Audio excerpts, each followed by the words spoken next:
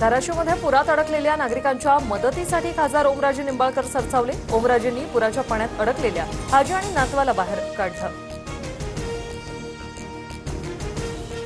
सोलापूरमधील वाकाव गावाला पुराचा वेढा 2000 पेक्षा अधिक लोक अडकल्याची माहिती। पुरात अडकलेल्यांमध्ये मुलांसह महिलांचाही समावेश।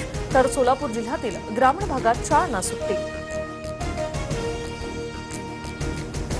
मराठवाड्यासह राज्यात मोठ्या प्रमाणात पाऊस। स्थानिक प्रशासनाशी संपर्कात आहोत।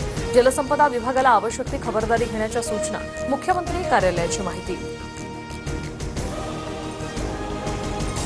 बीड जिल्ह्यात जोरदार पावसाचा हाहाकार। पुरात अडकलेल्या 18 लोकांना सुखरूप बाहेर काढलं। पुराच्या पाण्यात आणखी 18 लोक अडकल्याची माहिती।